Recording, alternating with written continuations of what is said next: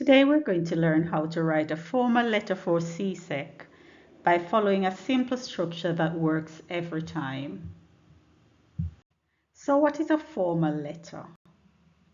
A formal letter is sometimes known as a business letter, and it is used when writing to someone in an official position. It must be clear, it must be polite, and it must be properly organized.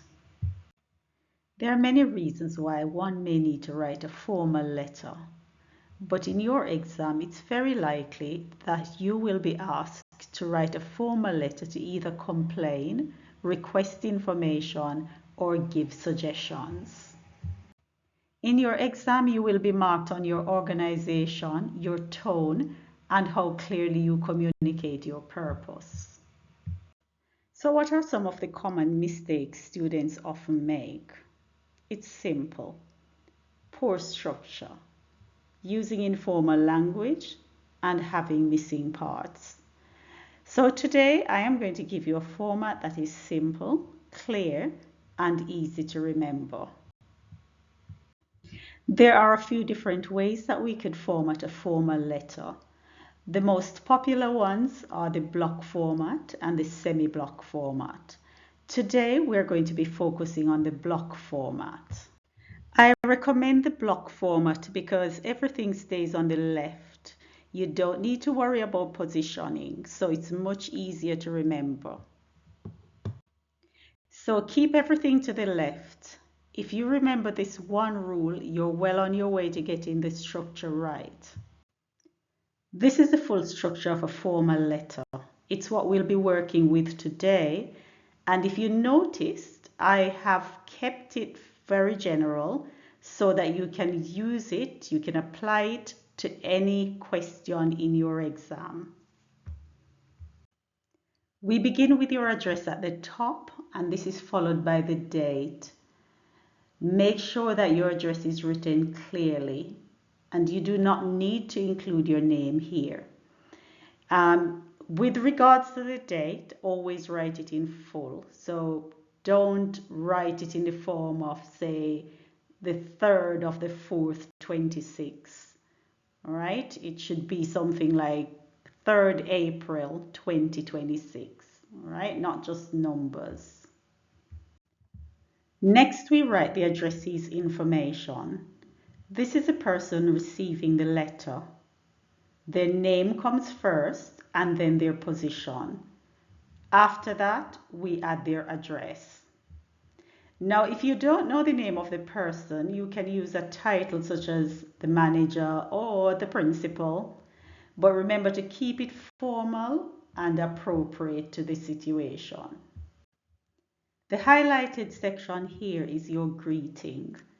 Some people call it your salutation. I think that's an older version.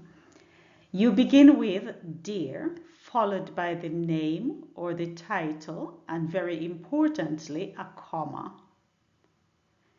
If you know the name of the person, as we said before, you use it. For example, it might be Dear Mr. Brown. If you don't know the name, you use Dear Sir or Madame.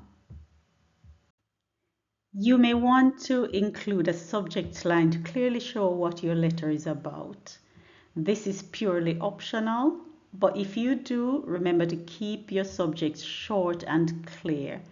It should summarize the purpose of your letter in just one line. For example, request for information about school trip or complaint about poor service.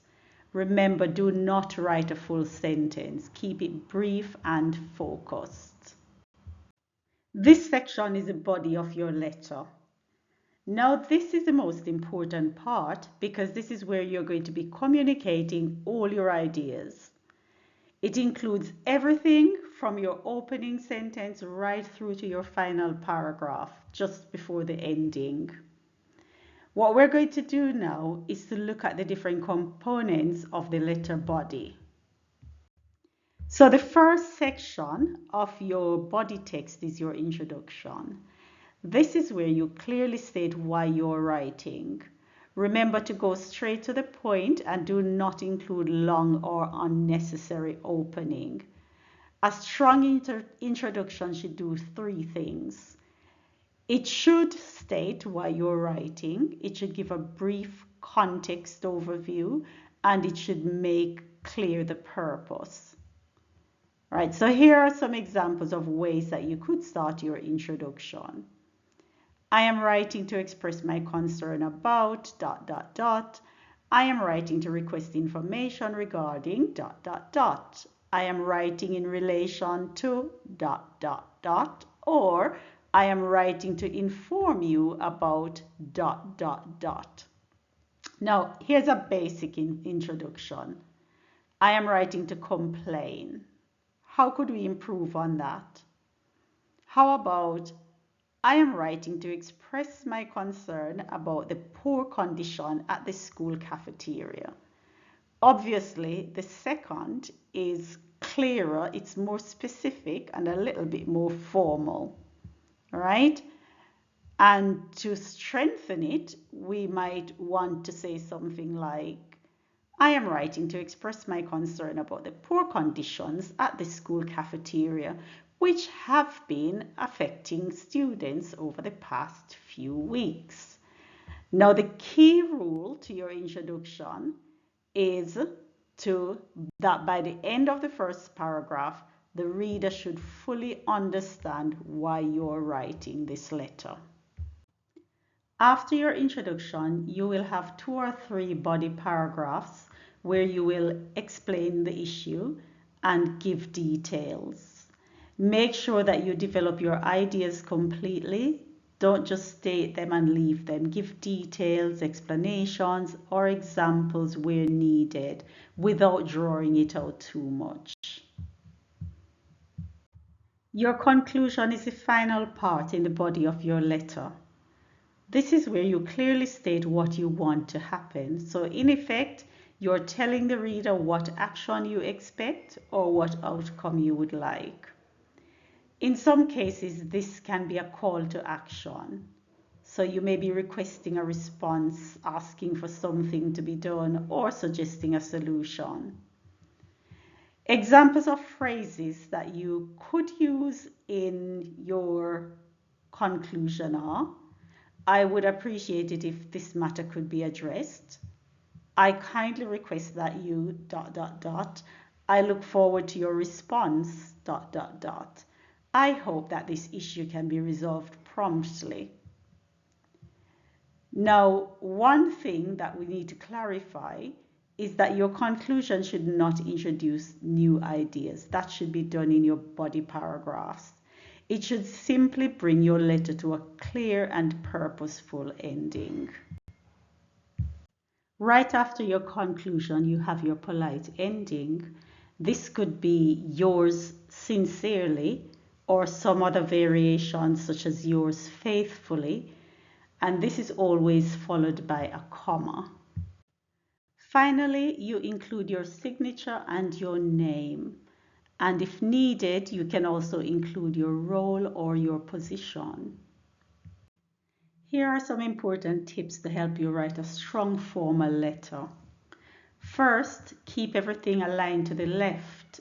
This is your block format and it keeps your work neat and organized. Second, always use formal and polite language, even if you're writing a complaint. Third, be clear and direct and avoid unnecessary details or long explanations. Next, make sure your ideas are organized in clear paragraphs with one main idea in each paragraph. And finally, always check that your greetings and your endings are appropriate. If you found this video helpful, you could subscribe for more English lessons. And please do me a favor by liking and sharing the video. In the next lesson, I'll be writing a full exam answer. So please join me for part 2.